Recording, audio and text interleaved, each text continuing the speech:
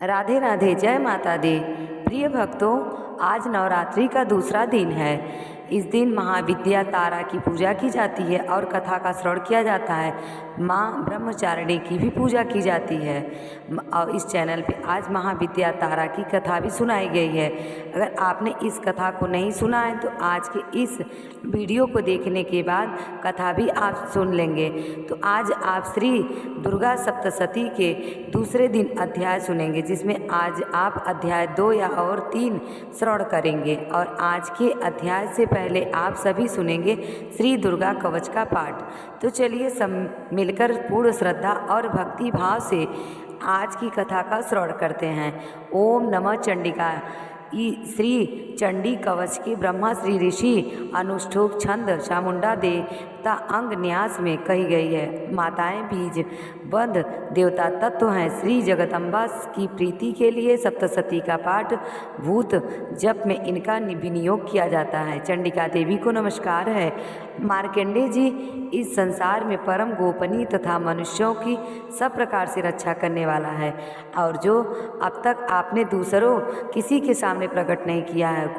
कोई समाधान मुझे बताइए।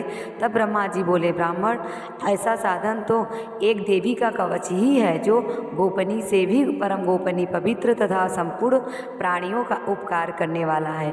महामुने, उसे श्रवण करो। देवी की 9 मूर्तियाँ हैं, जिन्हें 9 दुर्गा कहते हैं। उनके प्रथम नाम बतलाए गए हैं। प्रथम नाम शैलपुत्री है, दूसरी मूर्ति का नाम ब्रह्मचारिणी है, तीसरा स्वरूप चंद्रघंटा के नाम से प्रसिद्ध है, चौथी मूर्ति को कुष्मांडा कहते हैं, 5वीं दुर्गा माँ स्कंद माता हैं, देवी के 6ठे रूप को कात्यायनी कहते हैं, 7वां कालरात्रि और 8वां स्वरूप महागौरी के नाम से प्रसिद्ध है, और 9वीं दुर्गा का नाम सिद्धिदात्री है। यह सब नाम सर्वज्ञ महात्मा वेद भगवान के द्वारा ही प्रतिपादित है। जो मनुष्य अग्नि में जल रहा है, रणभूमि में शत्रुओं से घिरा हुआ हो, विषम संकट में फंसा हुआ हो तथा इस प्रकार भय से आतुर हो, जो भगवती दुर्गा की शरण में प्राप्त हो, उनका कहीं भी कोई अमंगल नहीं होता। युद्ध के समय रण में पड़े रहने पर उनके ऊपर कोई विपत्ति नहीं दिखाई देती। उन्हें शोक, दुख और भय की प्राप्ति होती है। जिसे एक भक्तिपूर्वक देवी का स्मरण किया, उनका निश्चय ही अद्भुत होता है। देवेश्वरी, जो तुम्हारा चिंतन करते हैं, उनको तुम निसंदेह रक्षा करती हो। चामुंडा देवी प्रेत पर आरूढ़ देवी, वाराही पे भैंस पर सवार होती हैं। इंद्रिय का वाहन एरावत हाथी है। वैष्णवी देवी गरुड़ पर ही आसन जमाती हैं। महेश्वरी वृषभ पर आरूढ़ देवी होती हैं। कौमारी का वाहन मयूर है। भगवान विष्णु की प्रियतमा लक्ष्मी देवी कमल के आसन पर विराजमान है और हाथों में कमल धारण किए हुए कमल वृषभ पर आरूढ़ ईश्वरी देवी ने श्वेत रूप धारण कर रखा है। ब्राह्मी देवी हंस पर बैठी हुई है और सब प्रकार के आभूषण से विभूषित है। इस प्रकार यह सभी माताएं सब प्रकार को गो शक्तियों से संपन्न है। इसके सिवा और भी बहुत सी गोदेवियाँ जो अनेक प्रकार के आभूषणों को शोभा से युक्त और नाना प्रकार के रत्नों से सुशोभित हैं। यह संपूर्ण देवियाँ क्रोध में भरी हुई और भक्तों की रक्षा के लिए रथ पर बैठी हुई दिखाई देती हैं। यह शंख, चक्र, गदा, शक्ति, हल और मुसल, खेल और तोमर, पशु तथा पास और त्रिशूल और उत्तम सारंग, धनुष आदि अस्त्र शस्त्र अपने हाथों में धारण करती हैं। दैत्यों के शरीर का नाश करने, भक्तों को अभयदान देने और देवताओं का कल्याण करना, यही उनके शस्त्र धारण करना उद्देश्य है। कवच आरंभ करने के बाद पहले इस प्रकार प्रार्थना करनी चाहिए कि महान रौद्र रूप, अत्यंत घोर पराक्रम, महान बल और महान उत्सव वाली देवी, आप महान भय का नाश करने वाली हो। आपको नमस्कार है।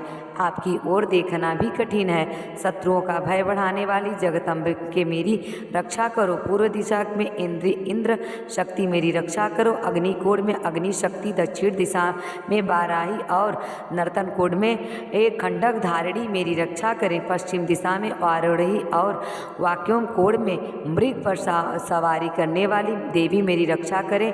उत्तर दिशा में कौमारी और ईशान कोण में शूल धारिणी देवी रक्षा रक्षा करें। ब्राह्मणी आप ऊपर की ओर से मेरी रक्षा करें और वैष्णवी देवी नीचे की ओर मेरी रक्षा करें। इसी प्रकार शव को अपना वाहन बनाने वाली चामुंडा देवी दसों दिशाओं में मेरी रक्षा करें। जया आगे से और विजया पीछे की ओर मेरी रक्षा करें। वाम भाग में अजीता और दक्षिण भाग में अपराजिता रक्षा करें। उधम ने शिखा की रक्षा करें। उमा मेरे मस्तक पर विराजमान होकर रक्षा करें। ललाट में माला दारी रक्षा करें और यशस्विनी देवी मेरी भों की संरक्षण करें। भों के मध्य भाग में त्रिनेत्रा और नथुल की रक्षा करें। दोनों नेत्रों के मध्य भाग में शंखिनी और कानों में द्वारवासिनी रक्षा करें। कालिका देवी कपोल की रक्षा, भगवती शकरी कानों के मूल भाग की रक्षा करें।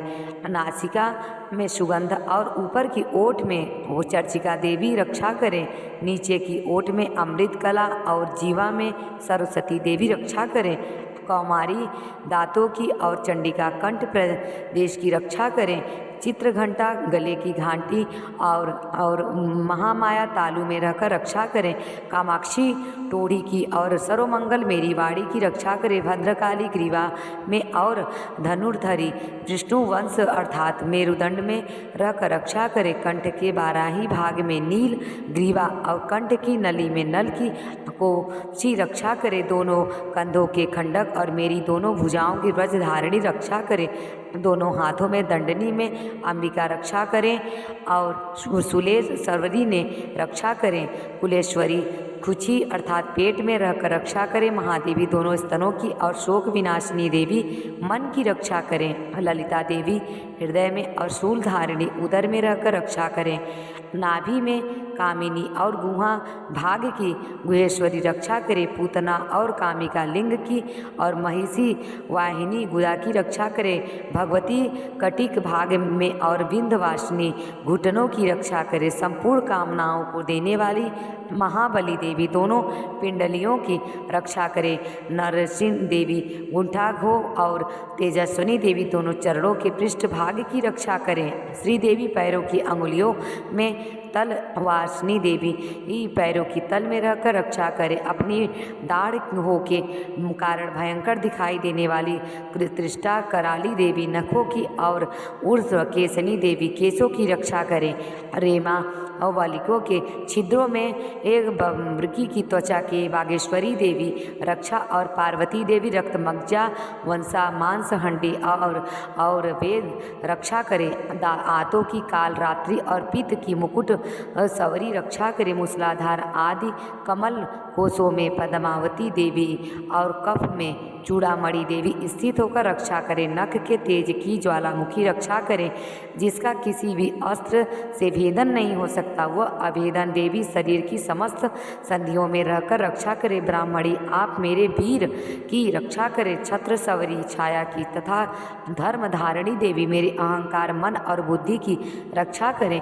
हाथ में ब्रज धारण करने वाली ब्रज हस्ता देवी मेरे प्राण अपान व्यान उदान और समान वायु की रक्षा करें। कल्याण में सुशोभित होने वाली भगवती कल्याण स्वभयमान मेरे प्राणों की रक्षा करें। रस रूप गंध शब्द और स्पर्श इन विषयों का अनुभव करते समय योगिनी देवी रक्षा करें तथा सत्व गुण तमोगुण और रजोगुण की रक्षा सदा नारायणी देवी करें। वाराही आयु की रक्षा करें। वैष्णवी धर्म की रक्षा करें और चक्र अर्थात चक्र धारण करने वाली देवी यश कीर्ति लक्ष्मी धन तथा विद्या की रक्षा करें। इंद्राणी आप मेरे गोत्र की रक्षा करें। चंडिके आप मेरे पशुओं की रक्षा करें।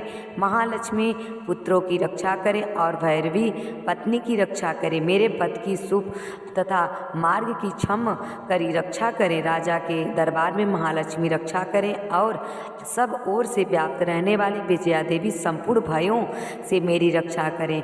देवी जो स्थान कवच में नहीं कहा गया है अत्य रक्षा से रहित वह सब आपके द्वारा सुरक्षित हो, क्योंकि आप विजयी शालिनी और पापनाशिनी हो। यदि आपने शरीर का भला चाहे तो मनुष्य बिना कवच के कहीं एक पग भी ना जाए।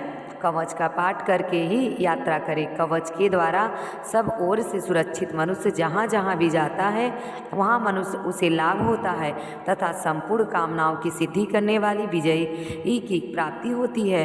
वह जिस जिस अभिष्ट वस्तु का चिंतन करता है उसको निश्चय ही प्राप्त कर लेता है। वह पुरुष इस पृथ्वी पर तुलना रहित महान ऐश्वर्य का भागी होता है। कवच से सुरक्षित मनुष्य निर्भय हो जाता है, युद्ध में उसका पराजय नहीं होता और वह तीनों लोकों में पूजनीय होता है।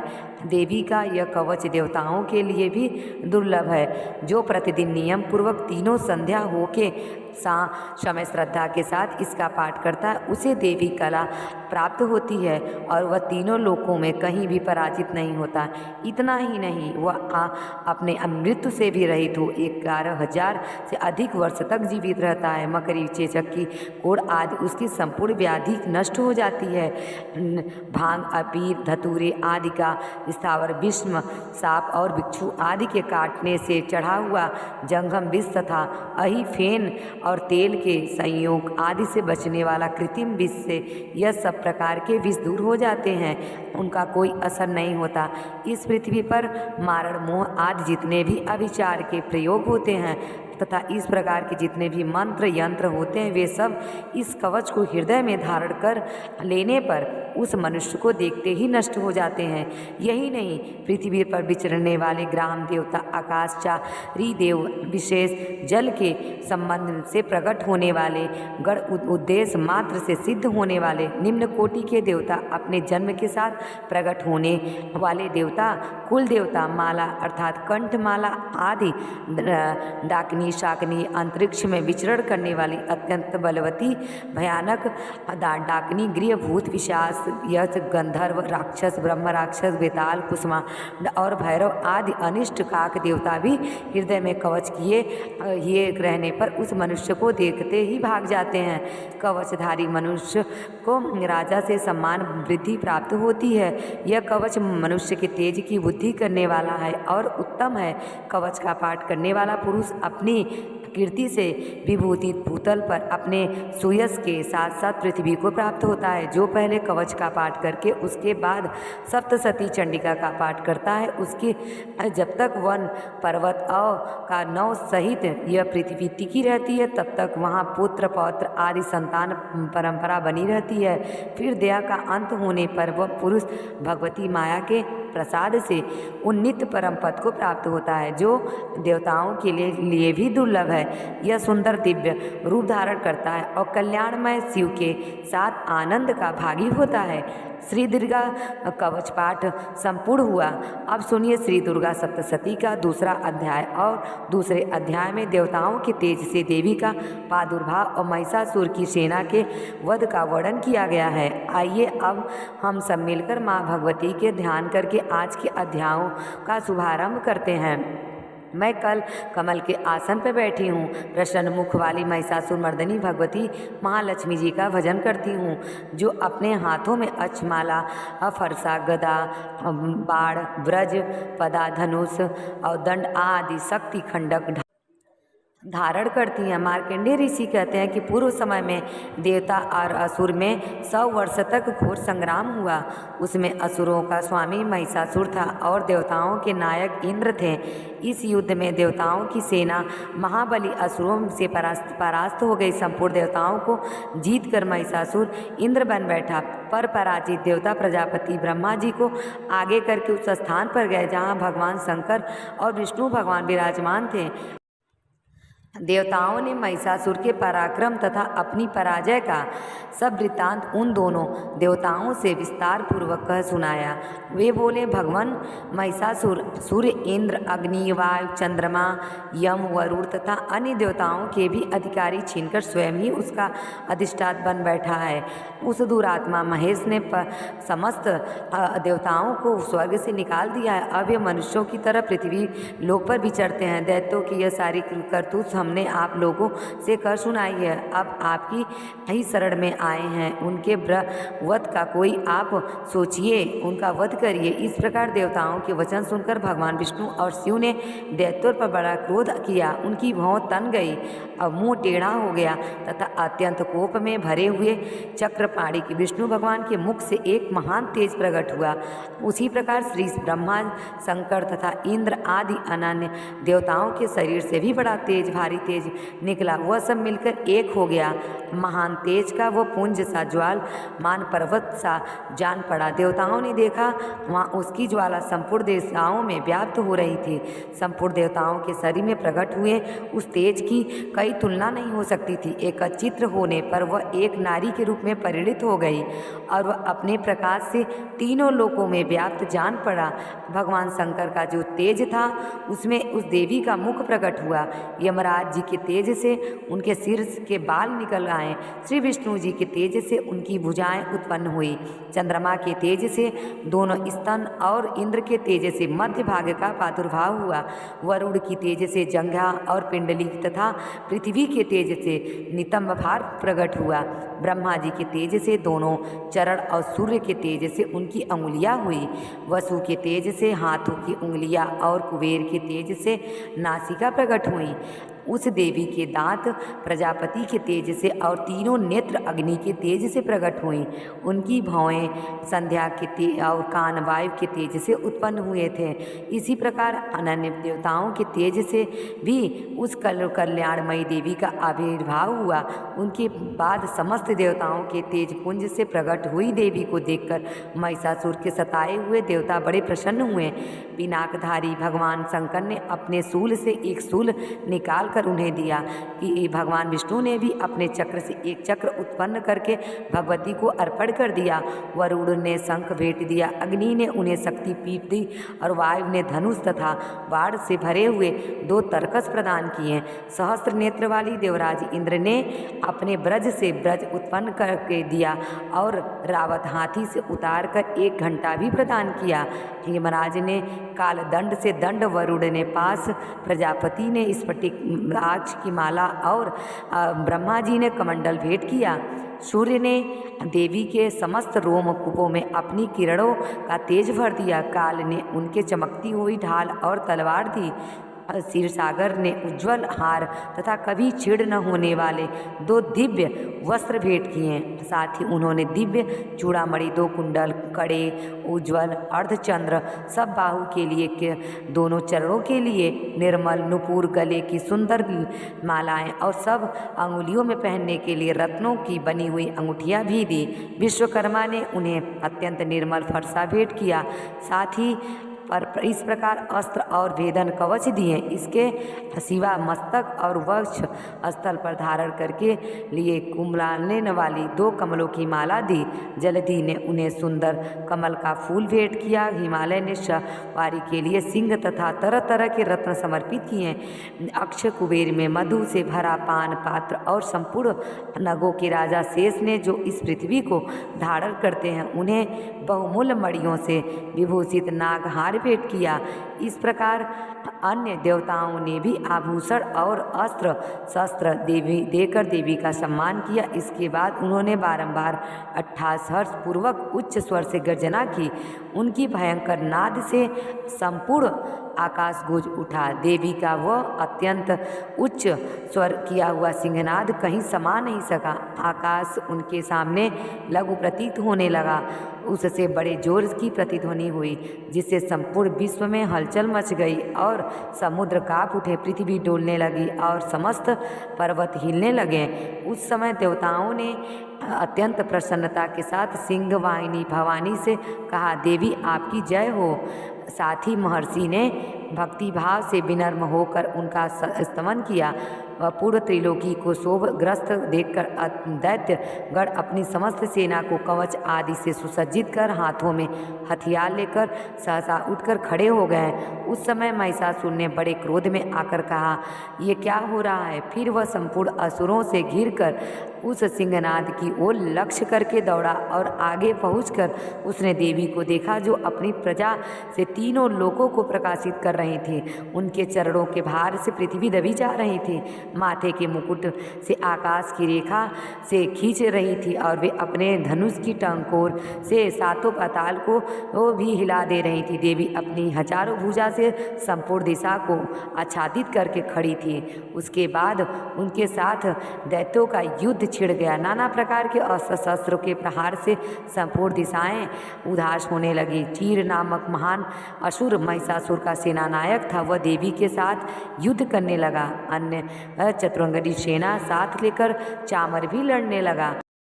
अस्त्र शस्त्र का प्रहार करते हुए युद्ध, कुछ दैत्यों ने उन पर शक्ति का प्रहार किया, कुछ लोगों ने पास फेंके और कुछ दूसरे दैत्यों के खंडक प्रहार करके देवी को मार डालने का आदोप किया। देवी ने क्रोध में भरकर खेल खेल में ही अपने अस्त्र शस्त्रों की वर्षा करके दैत्यों के वे समस्त अस्त्र शस्त्र काट डाले। उनके मुख पर परिश्रम का या थकावट रंगमाश भी चिन्ह नहीं था। देवता और ऋषि उनकी स्तुति करते थे और वे भगवती परमेश्वरी दैत्यों के शरीर पर अस्त्र शस्त्रों की वर्षा करती रहीं। देवी का वहाँ सिंह भी क्रोध में भरकर मर्दन के बालों को हिलाता हुआ असुरों के सेना को इस प्रकार बिछड़ने लगा मानो वन में दानव दल फैल रहा हो। रणभूमि में दैत्यों के साथ युद्ध करती हुई अंबिका देवी ने जितने निश्वास छोड़े वे सभी तत्काल सैकड़ों हजार गढ़ों के रूप में प्रकट हो गए और परशु, विंध्यपाल, खंडक तथा पटियास आदि शस्त्रों द्वारा असुरों का सामना करने लगे। देवी की शक्ति से बढ़े हुए वे गढ़ असुर का नाश करते हुए नागड़ा और शंख आदि बाजे बजाने लगे।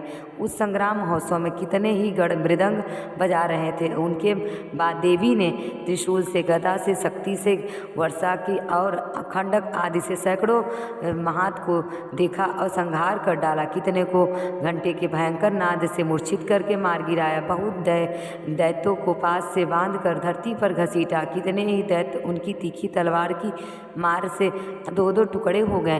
कितने ही चोट से घायल हो गए, धरती पर सो गए। कितने ही मुसल की मार से अत्यंत आहत होकर रक्त वमन करने लगे। कुछ दैत्य शूल से छाती फट जाने के कारण पृथ्वी पर ढेर हो गए। उस रंगमंच में बाढ़ समूहों की वृष्टि से कितने ही असुर की कमर टूट गई और तरह झटपट वाले देव पकड़कर गढ़ अपने प्राणों से हाथ धोने लगे। किन्हीं की बाहें छिन्न भिन्न हो गईं, कितने की गर्दन कट गई, कितनों के दैत्य के मस्तक कटकर गिरने लगे।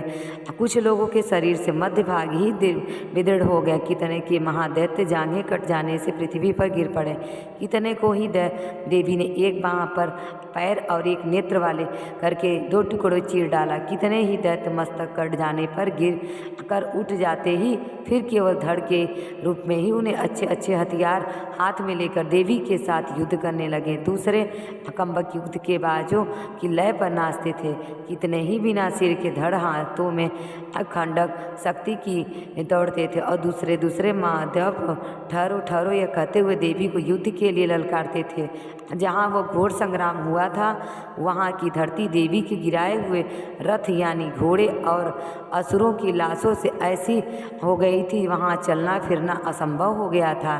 दैत्यों की सेना में हाथी, घोड़े और असुरों के शरीर से इतनी अधिक मात्रा में रक्तपात हुआ कि और थोड़ी ही देर में वहाँ खून की बड़ी बड़ी नदियाँ बहने लगी। जगदम्बा ने असुरों की विशाल सेना की क्षण भर में ही नष्ट कर दिया। ठीक उसी तरह जैसे तिनके के गांठ के भारी ढेर को अग्नि कुछ ही क्षणों में भस्म कर देती है और वही सिंह भी गर्दन के बालों को हिला हिलाकर जोर जोर से गर्जना करता हुआ दैत्यों के शरीर से मानो उनके प्राण चुन लेता है। वहाँ देवी के गढ़ों ने भी उन महादैत्यों के साथ ऐसा युद्ध किया जिससे आकाश में खड़े हुए देवता गढ़ उन पर बहुत संतुष्ट हुए और फूल बरसाने लगे। सेनापति सहित महिषासुर के वध का वर्णन किया गया। सबसे पहले हम सभी मिलकर माँ जगदम्बा का ध्यान करते हैं। माँ जगदम्बा के श्री अंगों की कांति उदय काल के सहस्त्र सूर्य के समान है। वे लाल रंग की रेशमी साड़ी पहने हुए हैं। उनके गले में मुंडमाला शोभा पा रही है। दोनों स्तनों पर रक्त चंदन का लेप लगा है। वे अपने कर कमलों में जप मालिका का विद्या और अभय तथा वर नामक मुद्राएं धारण की हैं। तीनों नेत्रों से सुशोभित मुखराबिंद की बड़ी शोभा हो रही है। उनके मस्तक पर चंद्रमा के साथ ही रत्न मुकुट बंधा है और वे कमल के आसन पर विराजमान हैं। ऐसी देवी को मैं भक्तिपूर्वक प्रणाम करती हूँ। मार्कंडेय ऋषि कहते हैं कि दैत्यों की सेना को इस प्रकार तहस नहस देखी महात्मा सेनापति चूर क्रोध में भरकर अंबिका देवी से युद्ध करने के आगे बढ़ा। वह असुर रणभूमि में देवी के ऊपर इस प्रकार बाणों की वर्षा करने लगा जैसे बादल मेरुगिरी के शिखर पर पानी की धार बरसा रहा हो। तब देवी ने अपने बाणों से उनके बाण समूह को अनायास काटकर उनके घोड़ों और सारथी को भी मार डाला। साथ ही उनके धनुष तथा अत्यंत ऊंची ध्वजा को भी तत्काल काट गिराया।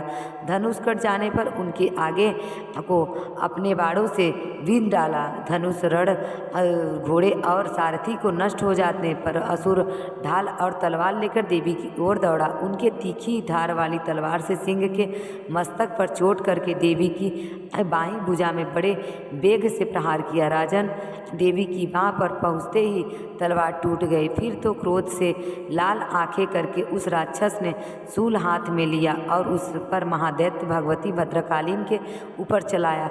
वह शूल आकाश से गिरते ही सूर्यमंडल की भांति अपने तेज से प्रज्वलित हो उठा। उस शूल को अपने ओर आते देख देवी ने शूल का प्रहार किया। उससे राक्षस के शूल के सैकड़ों टुकड़े हो गए। उस राक्षस की धज्जियां उड़ गई। वह प्राणों से हाथ धो बैठा। महिषासुर के सेनापति उस महापराक्रमी के मारे जाने पर देवताओं को पीड़ा देने वाला चामर हाथी पर चढ़कर आया।